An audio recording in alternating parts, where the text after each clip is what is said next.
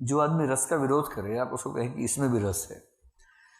जैसे एक मूर्ख था बहुत बड़ा, माध्यमिक शून्यवाद एक दर्शन था, उसके प्रवर्तक नागार्जुन थे, नागसेन भी कहते हैं जिनको।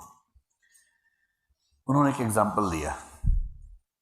एग्जाम्पल ये दिया कि मान लीजिए कि एक आदमी बहुत उधार मांगता है, रोज आके बोलता है 1 किलो आटा दे दो, 1 किलो चावल दे दो, पानी दे दो, ये दे दो, वो दे दो। और एक दिन दुकानदार ने ठान लिया कि अब चाहे जो हो सो दूंगा ही नहीं। फिर वो आया दुकान पर, दुकानदार ने कहा आज मैं तुम्हें कुछ नहीं दूंगा। तो उसने कहा ठीक है 5 किलो कुछ नहीं दे दो।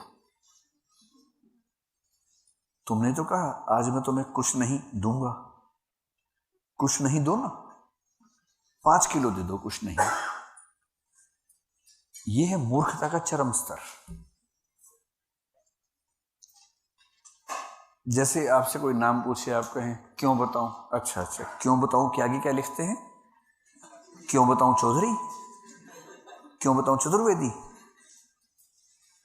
इसको बोलते पठित बैल, पढ़ा लिखा बैल। इसका कोई इलाज नहीं है इसके बाद। तो ऐसा ही मन होता है शुरू में, धीरे धीरे ये आवारगी कम होती है, व्यक्ति बुद्धिमान होता है, फिर उसका मन करता है जीवन में आगे बढ़ूं, सफल हो जाऊं, ये कर दूं, वो कर दूं, फिल्म्स निकाल दूं, मेंस निकाल दूं, कलेक्टर बनूं, एसपी बनूं, ये करूं या उद्यम करूं, बिजनेस करूं, ये सब करता है। फिर जिंदगी की शाम आ जाती है, तब समझ में आता है ये सब काम नहीं आने वाला है। काम क्या आएगा, एक कायदे का इंसान साथ में हो, उसका साथ ही काम आने वाला है।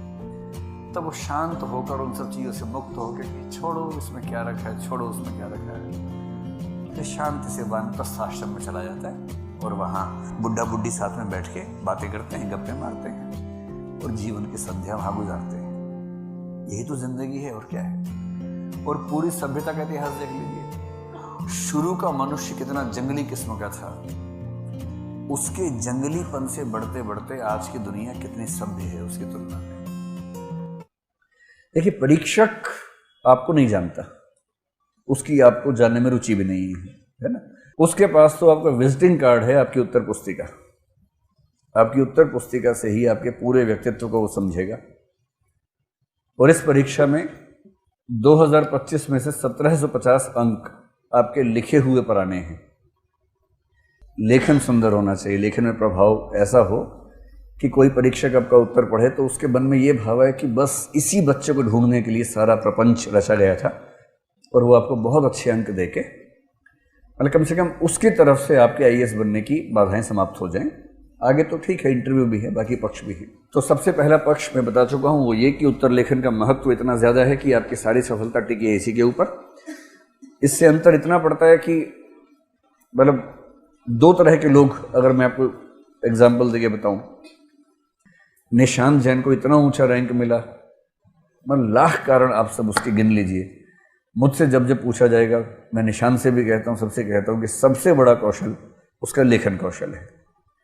एक लड़का 236वां रैंक आईएएस में है पहले अटेम्प्ट में, और उसको खुद पे भरोसा नहीं था। उसने मेंस देने के बाद तय किया कि मैं विषय बदल के फिर तैयारी करूंगा।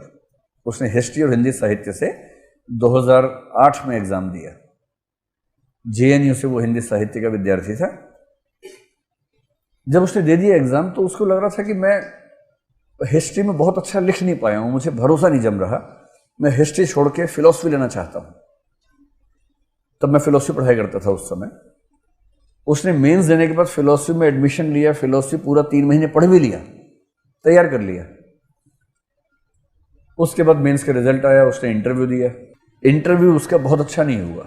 संयोग से हुआ यह कि जो इंटरव्यू बोर्ड के चेयरपर्सन थे बहुत आध्यात्मिक व्यक्ति थे, उनको ईश्वर अध्यात्म में बहुत रुचि थी। वो हर उम्मीदवार से पूछते थे ईश्वर के बारे में, उम्मीद और अध्यात्म के बारे में। और जब कोई आध्यात्मिक बात करता था तो सुर से सुर मिल जाता था उनका, बहुत खुश होते थे। ये जेएनयू से पढ़ा हुआ था। जेएनयू में ह्यूमैनिटीज बैकग्राउंड में विचारधाराओं का जो असर है, उसमें गैर आध्यात्मिक विचारधाराएं केंद्र में रहती हैं। थोड़ा बहुत वामपंथ का तड़का, अम्बेडकरवाद, स्त्रीवाद, ये सब मुद्दे वहाँ पर ज़्यादा केंद्र में रहते हैं। तो ये विद्यार्थी भी कुछ कुछ उस बेंट ऑफ माइंड का था। चेयरपर्सन ने पूछा, अध्यात्म को लेकर 2-4 सवाल पूछे, ईश्वर को लेकर पूछे। इसने खुल के कहा कि मेरी ईश्वर में कोई रुचि नहीं है। क्या आप विश्वास करते हैं? जी नहीं, मेरा विश्वास है कि ईश्वर नहीं है। ऐसी बातचीत हुई 5-7 मिनट तक। वो लगातार कोशिश करते रहे कि किसी तरह से मान जाए बच्चा, लेकिन बच्चा माना ही नहीं। फैक्ट्री में दोस्ती नहीं निभा पाती क्योंकि काम अलग अलग जगह कर रहे हैं, लेकिन शाम होने के बाद जैसे ही पहुंचे अपने इलाके में, उसके बाद जमती है महफिल और चिलम फूंकते हैं सब साथ से मिलके। चिलम फूंक रहे हैं, डफली बजा रहे हैं और गाना गा रहे हैं, सजनवा बैरी हो गए हमार। उनका वो चल रहा है, बोर नहीं हो रहे। आप गांव के किसी आदमी की जिंदगी में अकेलापन, अजनबीपन, बोरियत कभी नहीं पाएंगे। वो बोर होना चाहे तो ही बोर नहीं हो सकता, ऐसी हालत है। वहां चीजें इस तरह की कि बोर नहीं हो सकता। मेरा आप समाज के प्रभाव से परेशान हो सकते हैं, अकेलेपन से नहीं हो सकते। जैसे रूसो ने कहा था, the world is too much with us. दुनिया हमारे साथ जरूरत से ज्यादा है, इतना भी नहीं होनी चाहिए भाई, थोड़ा एकांत भी मिलना चाहिए इंसान को। इन गांव में तो क्या है, अगर आप गांव से निकले और सामने चौधरी की बेटी आ रही थी और आपने उससे पेन मांग लिया, अगर शाम तक गांव में खबर फैल जाएगी कि दोनों की शादी होने वाली है। आपने खाली पेन मांगा है क्योंकि एक जरूरी साइन करने थे, पेन था नहीं, तो वो आ गई, आपने कहा भाई पेन दे दो, उसने पेन दे दिया, इतना ही हुआ। पर डाकिये ने देख लिया और घर घर में जाके सूचनाएं प्रदान कर दी, और हर घर के व्यक्ति ने थोड़ा सा नमक मिर्च मसाला लगा के अगले घर में बताई बात। और शाम तक होते थे शादी की डेट तय हो गई है, और 2 दिन बाद अगर बात पनघट पे चल पड़े तो बच्चों का नाम भी आ जाएंगे कि जिनके बारे में बताया नहीं गया है, उन बच्चों का नाम ये है। भाई ये माहौल है। आप चाहेंगे भाई मुझे बख्श दो, मेरे बारे में बात मत करना यार, क्या अब इसी बारे में बात होगी, आज ऐसे बोल रहा था।